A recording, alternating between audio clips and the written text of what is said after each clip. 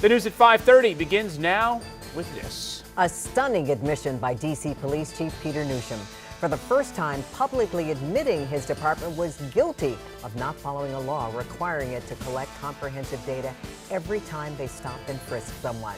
The mea culpa comes on the heels of our WUSA 9 Special Assignment Unit series, D.C. Police Stop and Frisk. Here's investigative reporter Eric Flack. Despite the apology, Chief Newsham says he has no idea how much it will cost or when the department will be able to change its systems to comply with the law, now 2 years after that law was passed.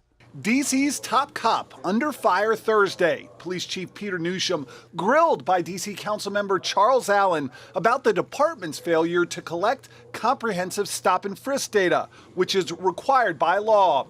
As for Chief Newsham, for the first time, publicly taking the blame. To the extent there has been a delay in this data piece and not a complete understanding of the necessary infrastructure changes that would be required, we're guilty. Newsham was fessing up to his department not doing something everyone in our city should care about, and here's why. Collecting comprehensive stop and frisk data is something many major police departments across the country already do.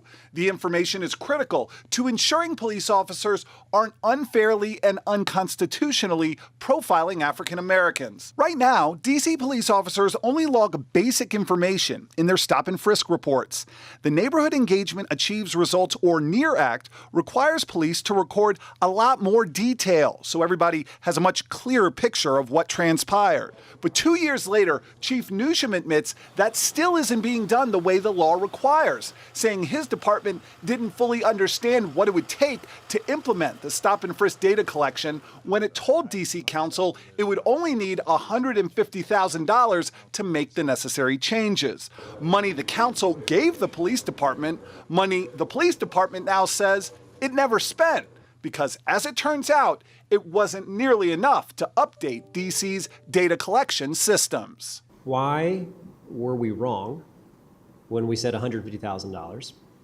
And then the second part of the question is, when did we determine that that was not going to be sufficient to be able to implement? I think we're probably a little bit guilty on the second question of prioritizing. Chief Newsham said the department prioritized other provisions of the NEAR Act first, since comprehensive stop and frisk data is a much more complicated task. The city once again saying it has no timeline or price tag on getting this done, frustrating council members and community leaders who say it should have been done a long time ago. Eric Flack, WUSA 9. Tonight at 11, community leaders discuss why they believe our reporting forced Chief Newsham to finally address the stop and frisk issue.